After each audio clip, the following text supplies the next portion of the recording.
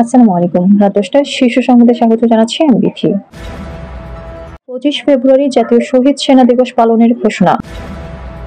যে সময় কেউ সাহস করেনি তখন ৩১ দফা দিয়েছিল বিএনপি, তারেক রহমান। ডিসেম্বর সামনে রেখে ভোটের প্রস্তুতি নিচ্ছে ইসি, আনোয়ারুল ইসলাম সরকার। বাংলাদেশে উগ্র বাম কমিউনিস্টদের ভোট দিতে $২৯ মিলিয়ন দেয়া হয়। বাধ্যতামূলক অবসরে ৪ ডিআইজি। রাষ্ট্রীয়ভাবে ব্যাংক লুট শুধু বাংলাদেশেই হয়েছে, গভর্নর। আইন শৃঙ্খলা অবনতিতে রাজধানী জুড়ে শিক্ষার্থীদের বিক্ষোভ। অনুতাপ ও বিবেকবোধ থেকে ছাত্র শিবিরের মধুর ক্যান্টিনে আসা উচিত নয় ছাত্রদল।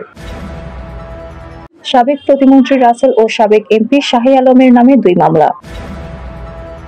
বাণিজ্য যুদ্ধের শঙ্কায় ভারত ছাড়ছেন বিদেশি বিনিয়োগকারীরা।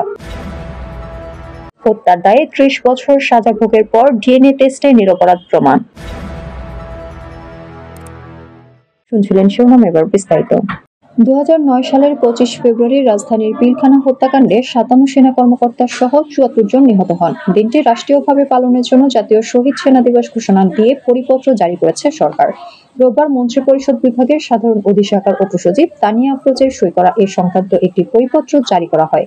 এতে বলা হয়, সরকার প্রতি বছর ২৫ ফেব্রুয়ারি জাতীয় শহীদ সেনা দিবস হিসেবে ঘোষণা করেছে। এই তারিখে জাতীয় শহীদ সেনা দিবস হিসেবে পালনের জাতীয় ও আন্তর্জাতিক দিবস সংক্রান্ত মন্ত্রিপরিষদ বিভাগ গত ১১ অক্টোবর পরিপত্রের গ শ্রেণীভুক্ত দিবস হিসেবে অন্তর্ভুক্তকরণের সিদ্ধান্ত নেয়। এতে আরো বলা হয়, এই সিদ্ধান্ত যথাযথভাবে প্রতিপালনের জন্য সংশ্লিষ্ট সব মন্ত্রণালয়, বিভাগ ও সংস্থাকে নির্দেশক্রমে অনুরোধ করা হলো।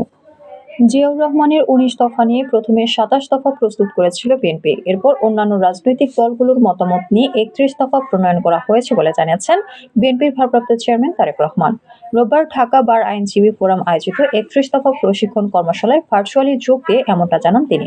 তারেক রহমান বলেন, আওয়ামী লীগ যখন দেশকে ধ্বংসের দ্বার প্রান্তে নিয়ে গিয়েছিল তখন ৩১ দফার সংস্কার প্রস্তাব দিয়েছিল বিএনপি।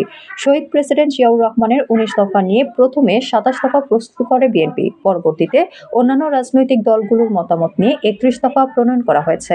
আগামী ডিসেম্বরকে সামনে রেখে নির্বাচন কমিশন জাতীয় সংসদ নির্বাচনের প্রস্তুতি নিচ্ছে বলে জানিয়েছেন নির্বাচন কমিশনার আনোয়ারুল ইসলাম সরকার। রোববার দুপুরে নির্বাচন ভবনে নিজ দপ্তরে সাংবাদিকদের প্রশ্নের জবাবে তিনি একথা জানান। আগামী জাতীয় নির্বাচন কবে হবে তা এখনো সুনির্দিষ্টভাবে ঘোষণা করেনি অন্তর্বর্তী সরকার। তবে সরকারের একাধিক সূত্র গণমাধ্যমকে জানিয়েছে, আগামী ডিসেম্বরেই নির্বাচন হবে, এটা মোটামুটি নিশ্চিত। কোনো কারণে তা সম্ভব না হলে বড়জোর মাসখানেক পেছানো হতে পারে।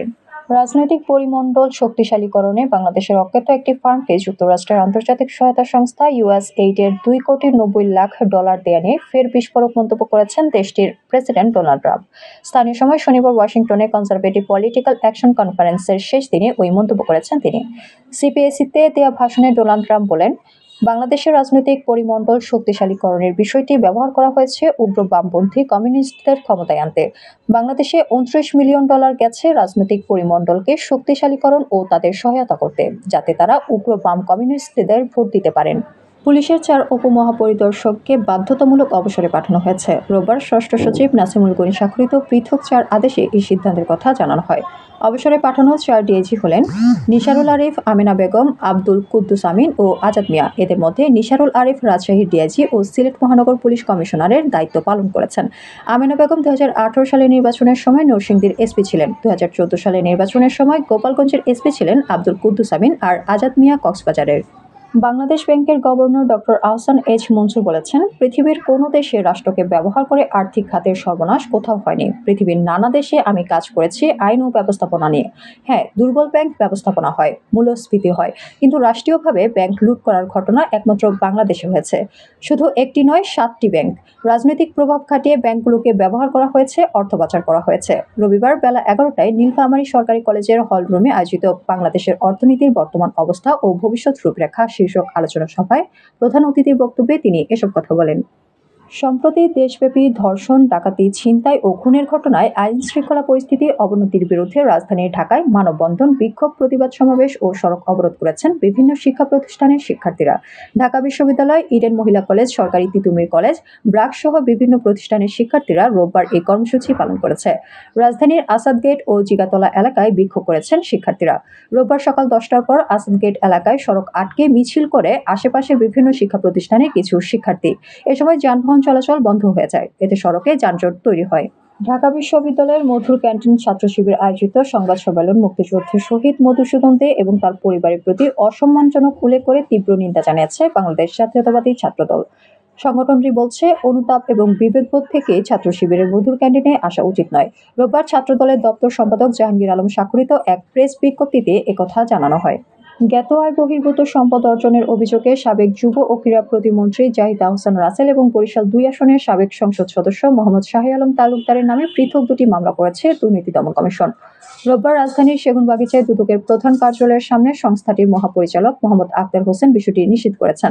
এজাহারে বলা হয়, সাবেক যুব ও ক্রীড়া প্রতিমন্ত্রী ও গাজীপুর ২ আসনের সংসদ সদস্য জাহিদ আহসান রাসেলের বিরুদ্ধে ৩,৬৫,৭৫০ টাকার জ্ঞাত আয় বহির্ভূত সম্পদ অর্জনের অভিযোগ আনা হয়েছে। অন্যদিকে তার ৫টি ব্যাংক হিসাবে ১৭,৬৫,৮২৪ টাকা লেনদেনের অভিযোগ আনা হয়েছে। ভারতের শেয়ারবাজার থেকে ২ মাসের কম সময়ে ১ লাখ কোটি রুপি তুলে নিয়েছেন বিদেশি বিনিয়োগকারীরা। বিদেশি বিনিয়োগকারীরা চলতি ফেব্রুয়ারি মাসে এখন পর্যন্ত ভারতের শেয়ারবাজার থেকে ২৩,৭১০ কোটি রুপির বেশি মূলধন তুলে নিয়েছেন। এর ফলে চলতি বছর এখন পর্যন্ত মোট বিদেশি পুঁজি প্রত্যাহারের পরিমাণ ১ লাখ কোটি রুপি ছাড়িয়ে গেছে। বৈশ্বিক বাণিজ্যে উত্তেজনা বৃদ্ধি পাওয়ায় এই ধারা আরও জোরালো হয়েছে। ১৯৯৪ সালে যুক্তরাষ্ট্রের মাউই দ্বীপে টিমোথি ব্লেসডেল নামে এক ব্যক্তি খুন হন। তাকে হত্যায় দোষী সাব্যস্ত করে যাবজ্জীবন কারাদণ্ড দেওয়া হয় হাওয়াইয়ের গর্ডন কর্দেরোকে। গর্ডন বারবার দাবি করেছেন এই হত্যাকাণ্ডের সঙ্গে তিনি জড়িত নন। এই হত্যার দায় নিয়ে ৩০ বছর সাজাভোগের পর এবার এক ডিএনএ টেস্টে প্রমাণিত হলো তিনি হত্যাকারী নন। ৩০ বছর পর নির্দোষ হিসেবে মুক্তি পেয়ে গর্ডন বলেন, আজ আমার ফ্রিডম ফ্রাইডে। আমাদের আগামীকাল দুপুর ২টার সংবাদ দেখার আমন্ত্রণ জানিয়ে এখনকার মতো বিদায় নিচ্ছি। দর্শক, ভিডিওটি শেষ পর্যন্ত দেখার জন্য আপনাকে অসংখ্য ধন্যবাদ। নিত্য নতুন সংবাদ পেতে আমাদের ইউটিউব চ্যানেল সাবস্ক্রাইব করুন ও নিয়মিত নোটিফিকেশন পেতে বেল বাটনটি ক্লিক করুন এবং আমাদের ফেসবুক পেজটি লাইক করুন। এছাড়া আমাদের ভিডিওতে লাইক দিয়ে শেয়ার করুন। আল্লাহ হাফেজ।